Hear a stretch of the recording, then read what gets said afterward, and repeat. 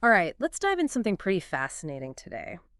We're heading into the world of Herman Melville's Moby Dick, A classic. but, and here's the twist, we're going deeper than just the surface of the plot. We're going to use psychology as a lens to try to understand Captain Ahab. See, now that's interesting. Right. Have you ever, finished that book and wondered, what is with this guy's obsession with the whale? There's definitely more going on there than just, simple revenge. Exactly. And that's where our deep dive comes in. We'll be using the Enneagram as a framework. Specifically, we're looking at type 6, the loyalist. The Loyalists. Right. But even more specifically, the sexual 6 subtype, which is sometimes called the defender. Yeah. Now, for our listeners who maybe haven't explored the Enneagram before, Yeah, not everyone's familiar with it. it's basically a system of personality typing that outlines 9 interconnected types. 9. And each of these types has its own set of core fears, motivations, and ways of relating to the world. And when it comes to Ahab, this sexual 6 subtype really shines a light on some of his darker impulses. Intense fears, a need for control, A need for control, for sure. and even a kind of loyalty that can, let's just say, can be a little bit misguided. I think that's putting it mildly. Yeah, maybe a bit. But that's what makes it so interesting. And luckily, we have an academic paper that really dives into this connection, Captain Ahab as the sexual 6. Captain Ahab as the sexual 6. So I have to admit, when I first heard we were doing this, I was a little confused. Oh, yeah. Yeah, how can someone be so deeply afraid, but then also so driven to actually confront those fears? It seems almost counterintuitive. But that's a key characteristic of the sexual 6, what we call counterphobia. Counterphobia. It's this interesting dynamic. Think of it like if you're afraid of heights, so instead of avoiding them, you decide to, climb mountains. So you're basically running towards the thing that scares you. Exactly. It's a way of trying to control the fear by facing it head on, almost like you're trying to master it. Okay, I'm starting to see the connection to Ahab now. I mean, he lost his leg to Moby Dick. Pretty traumatic experience. You'd think most people would just, I don't know, stay as far away from whales as possible after that. Right. Run in the other direction. But for Ahab, that trauma becomes this turning point. It doesn't make him afraid. It almost fuels his obsession. For him, it becomes this counterphobic fixation. You remember that powerful passage in the book where Melville describes Ahab piling all the general rage and hate felt by his whole race onto the whale? Oh yeah, that's a vivid one. It's not just about revenge, you see. It's like this deep-seated psychological need to confront and conquer his fear. So the whale becomes almost like this symbol. Exactly. Like it represents everything that terrifies him, like the vastness of the sea, the unpredictable nature of life, the potential for loss and suffering. And that brings us to another crucial trait of the sexual 6, what we call projection. Projection. Now, how does that fit in? Well, Ahab doesn't just fear these things.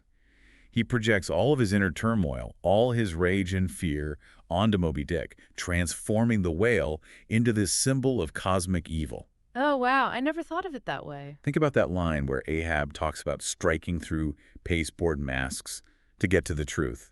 It's like he's saying he has to destroy this whale to overcome his own inner demons, the things he's hidden even from himself. It's pretty profound when you look at it through that lens. And what's important to understand here is that this isn't a conscious manipulation on his part. You're saying it's not like he's deliberately trying to deceive anyone. Exactly. It's not a calculated act. It's a deeply ingrained psychological mechanism that's at work within him, almost like a subconscious defense mechanism. So for him, it's very real. Oh, absolutely. Yeah. For the sexual 6, the lines between reality and their projections can become incredibly blurred.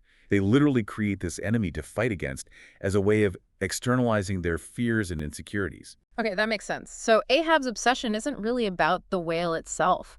It's about this internal struggle he's having that he doesn't even fully understand. That's a great way to put it. He's desperately trying to control the uncontrollable by projecting his fears outward. Because if he can conquer this external enemy, maybe, just maybe, he can finally conquer the chaos within himself. And then there's the intensity he brings to this mission. I mean, the way he gets the entire crew to buy into this idea that Moby Dick is this evil force to be reckoned with. He's very persuasive. It goes beyond just a captain giving orders. It's like he needs them to believe in this enemy just as much as he does. And that need to convince everyone around him, that brings us to yet another fascinating aspect of the sexual 6. What we call defensive accusation. Defensive accusation. They have this deep-seated need to be right. It's like their entire sense of security, their worldview depends on it. So it's not just about being stubborn or argumentative. It goes deeper than that. It's about validating their own fears and anxieties, making their perspective the only valid one. Because Mhm. if they can convince everyone else that their fears are justified, then maybe they can finally feel safe. And we see this over and over again with Ahab, like when Starbuck, his first mate, suggests maybe, they should just give up on this crazy chase. Right, let it go. Ahab just explodes. He absolutely can't handle anyone questioning his mission or his worldview. Oh, that's a classic defense mechanism for the sexual six. Hmm. They can become incredibly rigid in their thinking, unable to tolerate any dissent or alternative perspectives. But here's the thing that I find really interesting. Ahab, despite all this, he's actually quite calculated in his actions. That's truth. He's not just some raving lunatic, right? He's a skilled captain, a manipulator. He knows how to get what he wants. And that's what makes the sexual six so complex. They can be incredibly strategic and even manipulative in their pursuit of control. Even if that pursuit is ultimately self-destructive, like in Ahab's case. Exactly. And it's this paradox that lies at the heart of their struggle. They're driven by fear, but also this deep need for control. And they're constantly running towards danger as a way of trying to outrun their own internal demons. It raises a fascinating question, doesn't it? How much control do we really have over our own fears and desires? It's definitely something to think about. So before we move on, what are your initial impressions of Ahab's behavior when you view him through this sexual sixth lens? I'm struck by the way his counterphobia seems so deeply intertwined with his need for control. It's not just about conquering the whale, it's about conquering his own vulnerability, his own fear of weakness. And I think that theme is going to become even more apparent as we explore his relationship with authority, his paradoxical need for both rebellion and dominance. We were just talking about how Ahab's counterphobia seems to be tied to this need for control. And that makes me think about his relationship with authority. He's like constantly pushing back against anyone who tries to tell him what to do. Right. That's such a central struggle for the sexual six. It's Yeah. this real tension with external authority. They have this deep distrust of any system or structure that they didn't create themselves. Yeah, like they just can't handle being told what to do. It's more than that. It's like they don't believe in those external Like systems. they need to forge their own path. Exactly. It reminds me of that scene where Ahab smashes his quadrant, that navigational tool. Oh, yeah, that's powerful. It's such a symbolic act of defiance. It's like he's saying, I won't be bound by your rules. I make my own rules. It is. It really is. But it's not just about rejecting authority, is it? What do you mean? It's also about asserting their own authority. Yeah. Remember when he nails that gold doubloon to the mast? Yeah, as a reward for whoever spots Moby Dick first. Right, exactly. He's creating his own hierarchy, his own set of rules to govern the ship, the crew. He's establishing his dominance in this world that feels so chaotic and unpredictable. You got it. It's this fascinating push and pull, right? It is. Rebelling against authority, but then simultaneously trying to become the ultimate authority themselves. They want to be the ones in control. They need to prove that they're not controlled by anything or anyone, even while they're trying to control everything around them. It's like a paradox. It is. And this paradoxical nature even extends to their sense of loyalty. Oh, interesting. How so? Well, think about Ahab. He's fiercely dedicated to his mission, to this pursuit of Moby Dick, even when it becomes clear it's leading to destruction. Yeah, he has plenty of opportunities to turn back. He could choose a different path. But he just can't let go of this obsession. It's almost like he's bound to this whale, both literally and metaphorically, by his own unyielding commitment. Like he's trapped by his own sense of loyalty. In a way, he is. But it's crucial to remember that for the sexual six, their loyalty isn't always about the object of their devotion. It's not about the whale itself. Right. It's more about maintaining their own internal structure, their own defensive system. Their way of seeing the world. Exactly. It's about staying true to their own narrative, even if that narrative is self-destructive. That makes me think about the idea of vulnerability that we touched on earlier.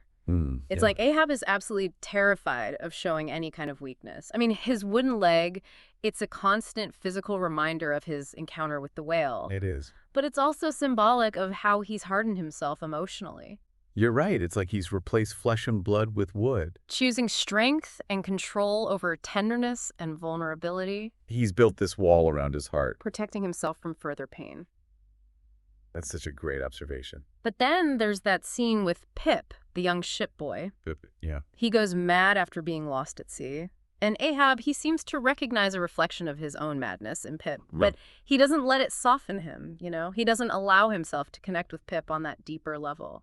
That's so insightful. It highlights this crucial point about the sexual six.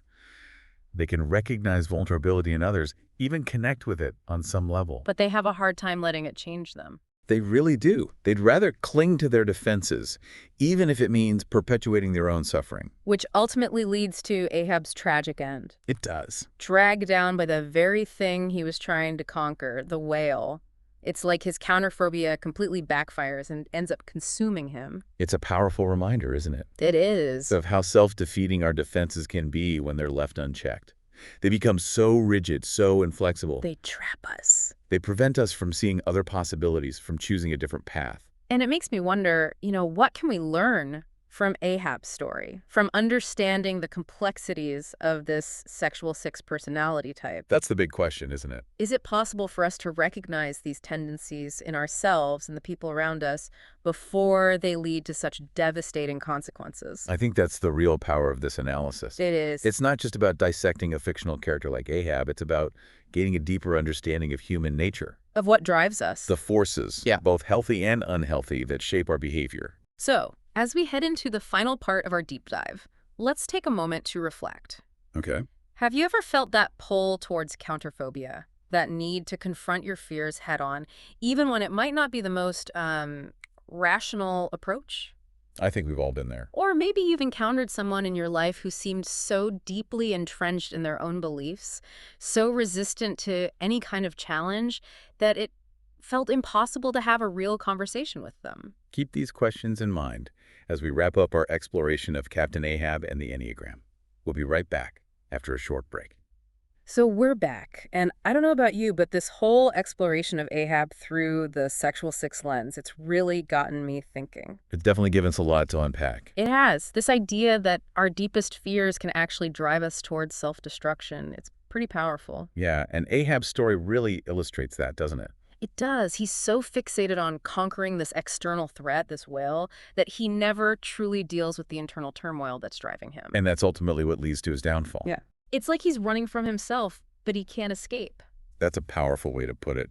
And it reminds us that true strength isn't about suppressing our fears or projecting them onto others. It's about facing them head on with courage and, with a bit of compassion for ourselves. Compassion, yeah. That makes me think about Starbuck, Ahab's first mate. Oh, Starbuck. What a contrast. He represents a totally different approach, right? Yeah. He recognizes the danger of Ahab's obsession. He tries to reason with him, to guide him towards a different path. He does. Starbuck embodies a kind of wisdom that Ahab, unfortunately, just can't access. Lost in his counterphobia. Exactly. He's so consumed by his need for control, his need for revenge, that he can't see the bigger picture. But Starbuck, he sees the potential for self-destruction. And he tries to warn Ahab. He does. It makes you wonder, have we ever been in Starbuck's position? Where we see someone we care about heading down a dangerous path and we try to intervene. Or maybe, and I think this is something we've all experienced at some point, maybe we've been the Ahab in the story. Oh, interesting. You mean, Like, so fixated on a goal, on proving something, that we lose sight of everything else. and potentially put ourselves or even others at risk in the process. Exactly. And that's where understanding the Enneagram can be so valuable. I do too. It helps us to see these patterns playing out in our own lives, in the lives of the people around us. It helps us to make sense of behavior that might otherwise seem confusing or even irrational.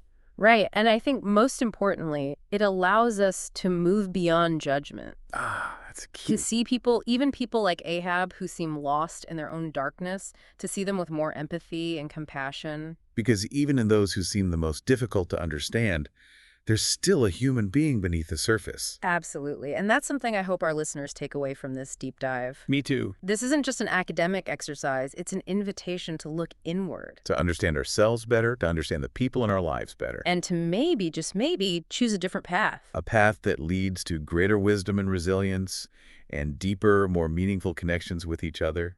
Couldn't have said it better myself. I think that's a perfect note to end on. Thank you so much for joining me on this deep dive. I hope it's given you some food for thought and maybe even inspired you to explore the Enneagram a little further. It's been a pleasure. And to all our listeners out there, until next time, may your journeys be filled with a little less whale-obsessed vengeance and a lot more self-awareness. Take care.